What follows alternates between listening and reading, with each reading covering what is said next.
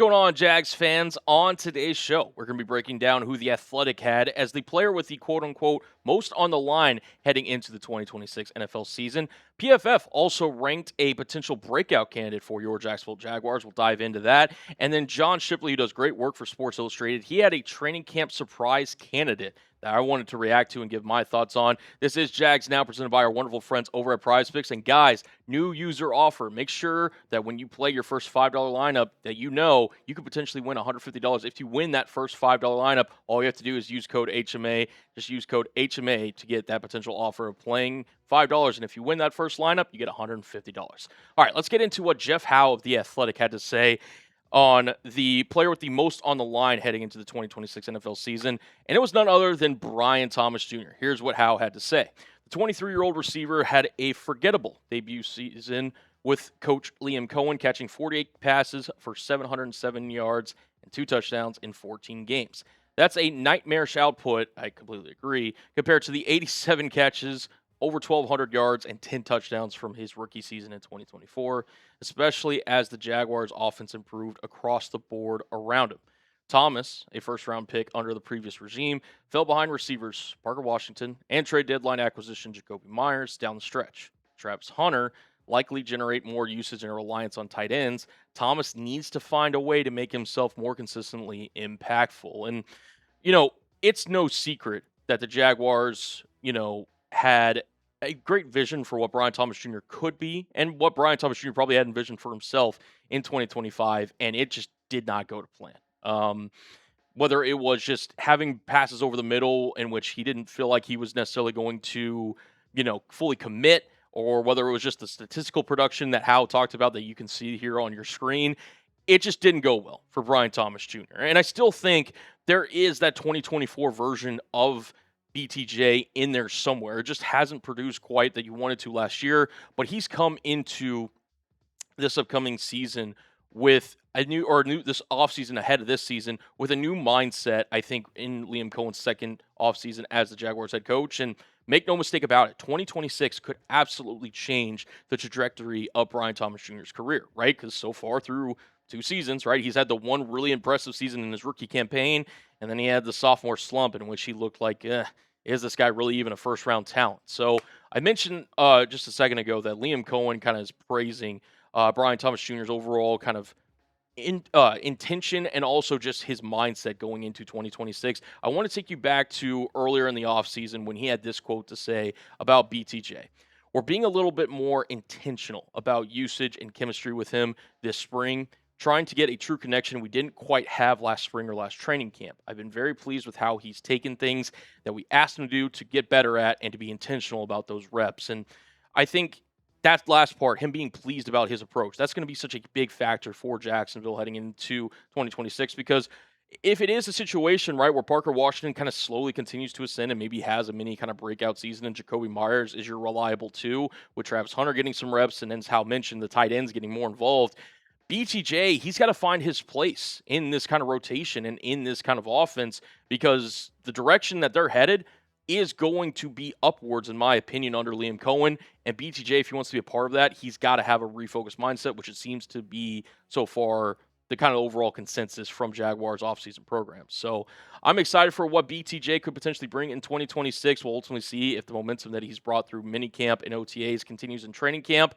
But I want to hear from you guys before we get into the rest of today's show. Do you believe in Brian Thomas Jr.? If you do, spam those BTJs down below. I'm spamming my BTJs because I believe in the former LSU product getting back to rookie year form for BTJ.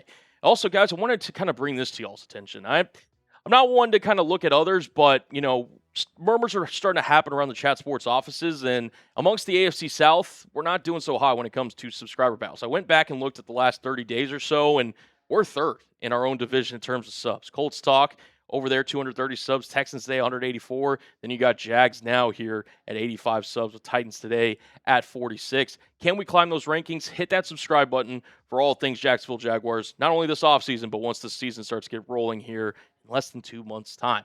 Now, we would not be able to do today's episode of Jags Now if it wasn't for our wonderful friends over at SeatGeek. Today's show is made possible by SeatGeek. Use code CHAT10 to get 10% off your next set of tickets.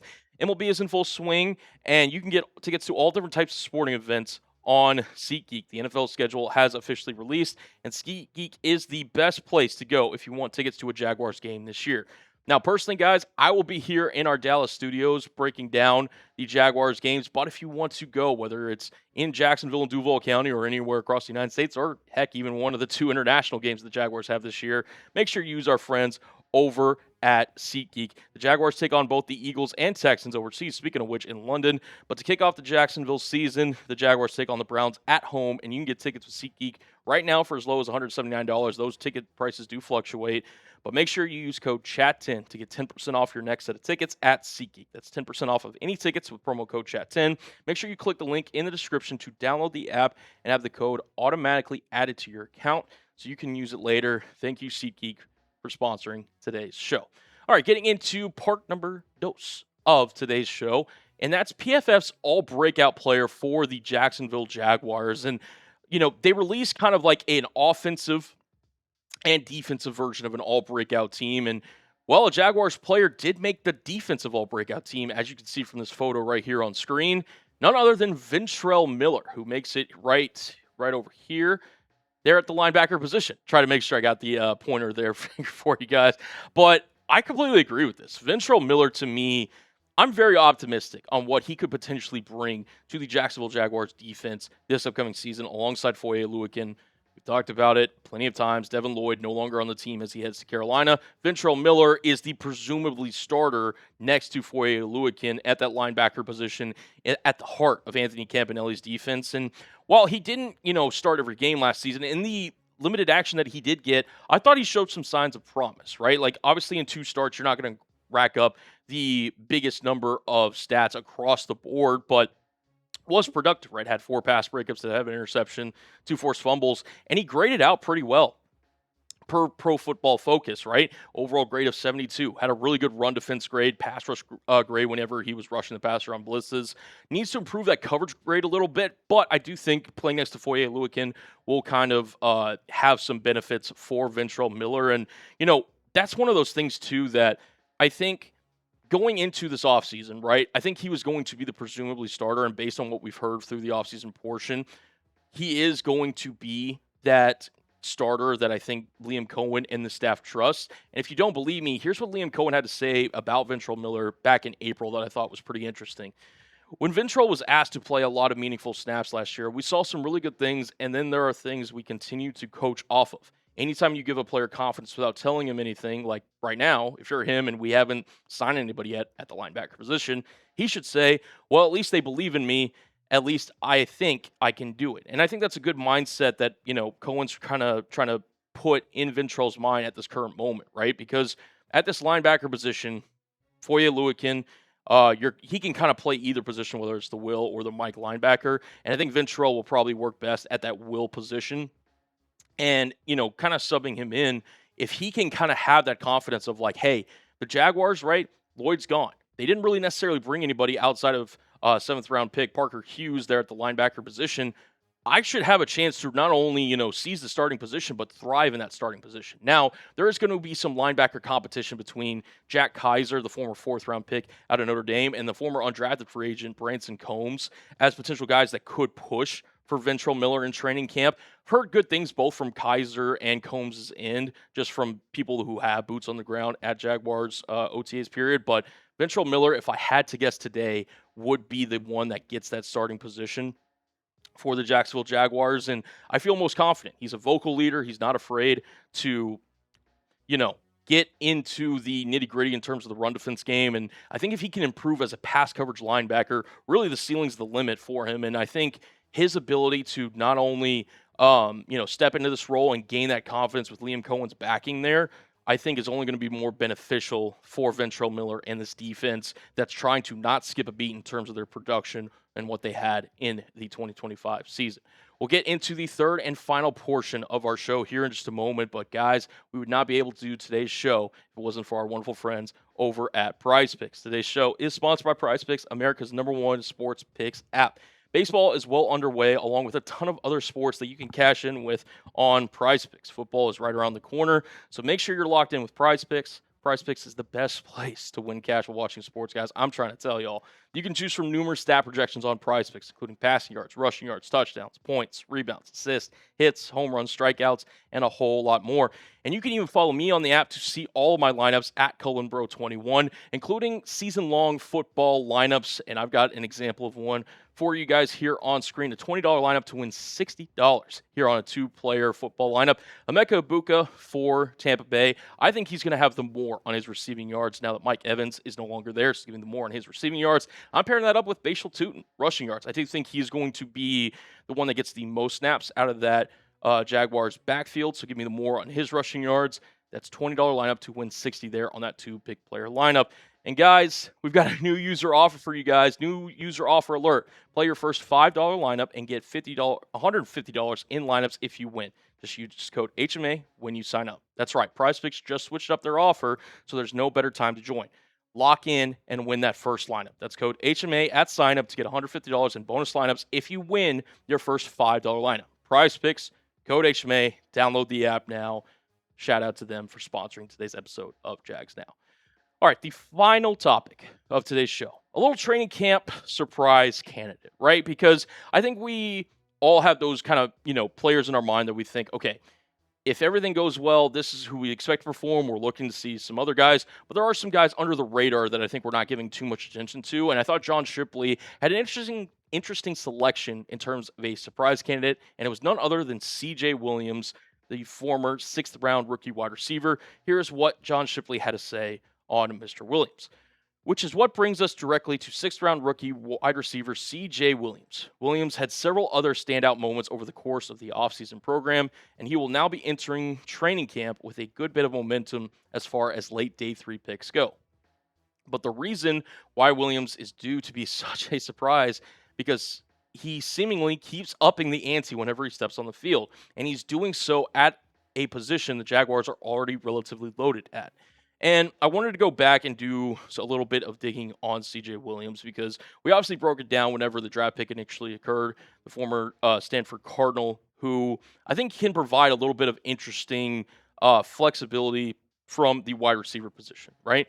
And his last year at Stanford is really when he had his breakout year in college. He had 59 receptions for 749 yards, 6 touchdowns, and about a little over 12 yards per catch. And he had a really interesting college path. He was a former 4-star recruit coming out of high school from Mater Dei High School, a famous kind of high school in California.